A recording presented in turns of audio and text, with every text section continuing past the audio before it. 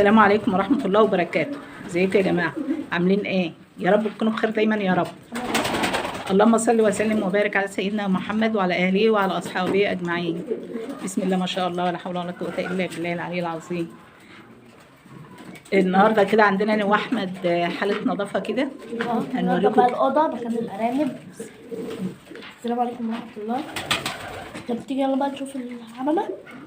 فانت مستعجل عايز تشوف بقى الحمام الاول قبل ما نسلم على الناس؟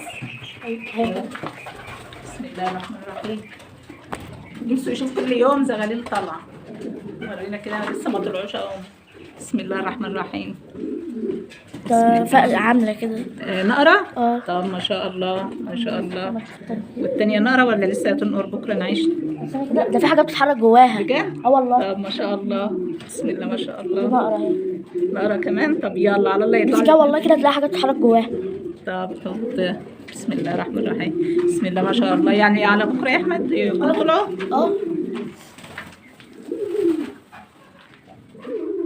على بكرة بإذن الله يا جماعة هيكونوا طلعوا كده؟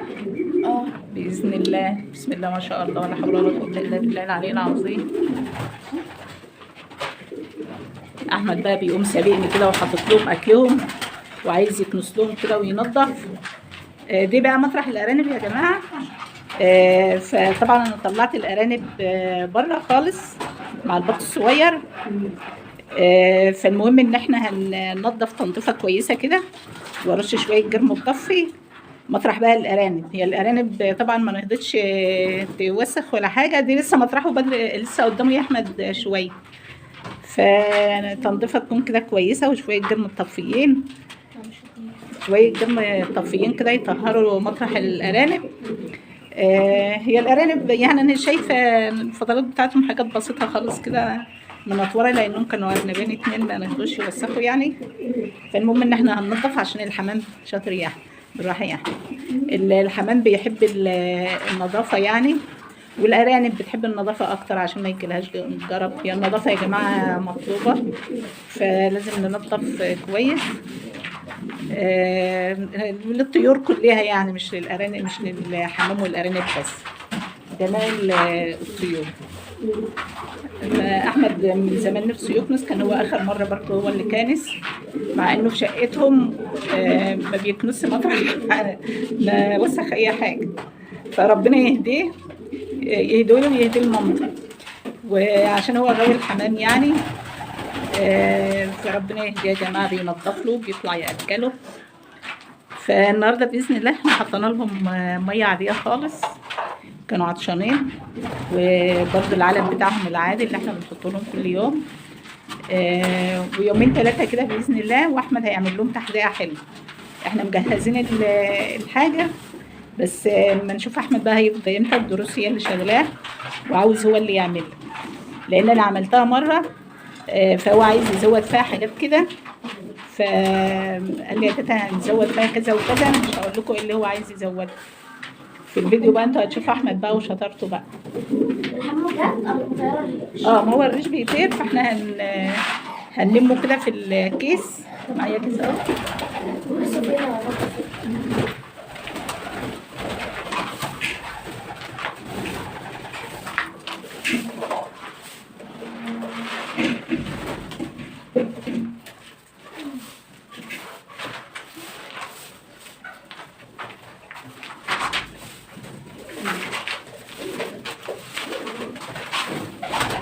ما تعطلش عشان الكاميرا هنا. شاطر يا احمد. احمد شاطر اهوت، ونخلي الوضع زي الفل. هنرشها بس شويه جر مطفي. بسم الله ما شاء الله. احنا دلوقتي عندنا الجوز النائر ده هيطلع على بكره باذن الله، ودي كمان فيها جوز اهي الطبق الاخضر ده. بسم الله ما شاء الله. ومن فوق دلت يا جماعه مولفينهم بيوشوشوا بعضهم على وش بيض. طبعا المكان اللي فوق ده انا حاطه فيه طاسه قديمه كده يعني مربعه وتقيله جدا يعني، على اساس ان ينفع على حرفها ما تقعش. بسم الله الرحمن الرحيم. تقيله جدا يعني، ينفع على حرفها مش هيقع ولا اي حاجه. وفي جوز هنا اهو بصي يا احمد ما قش يعني عشان مش لاقي قش، عايزين نبقى نجيب له حبه قش، لقمه عيش متكسره، ريشه، اي حاجه كده بيلاقيها ده بيقشقشها. اللي كنت مرميله عايش. اه بينام عليها بقى وخلاص عشان ما هوش لاقي ريش. استنى كده، بسم الله الرحمن الرحيم. لا ما فيش هنا. وطبعا من ساعه ما خدنا الارانب الجوز، استنى اما نشوف كده يا احمد حاجه قشقشت مطرح الارانب. بسم الله الرحمن الرحيم. ريشه واحده اهي، ريشه واحده اهي يا احمد، تعالى بص. تشيلها يعني ولا لا ما تشيلهاش. هما يقشقشوا عليها ويبيضوا، مش هما يقشقشوا واحنا نشيل. انت عايز تنضف كله، احنا يا دوب ننضف الارضيه، مالناش دعوه بقى ايه بدول الا لما يبيضوا. ده عاوز تيجي تطلع في يوم لوحدك كده تنضف لهم كله. اللي بيقشقشوا يا جماعه دي طبعا برضو جوز بيض اهو، بسم الله ما شاء الله يا رب يزيد ويبارك. ودي جوز الزغالين. طبعا ننضف بس حواليه كده اهو.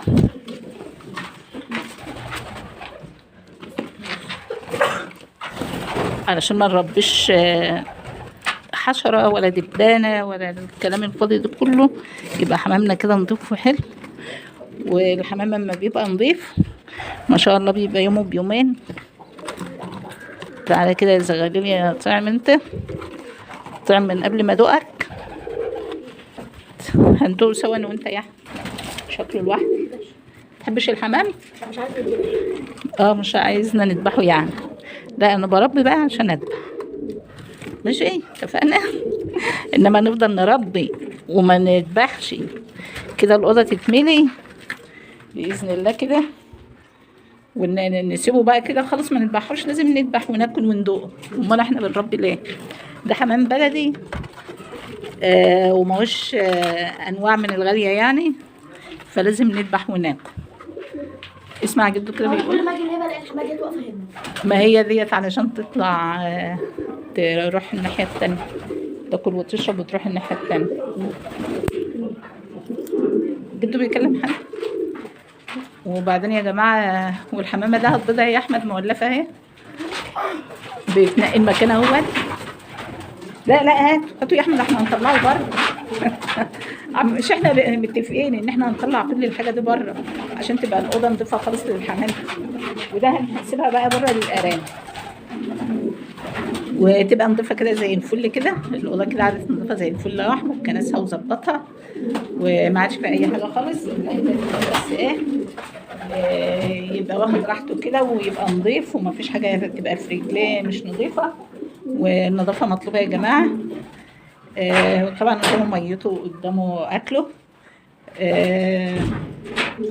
وطبعا يا جماعه بقى ما تنسوش اللايكات والاشتراكات، وكل اللي دخل كده القناه كده ويعمل لايك، واللي ما اشتركش يشترك.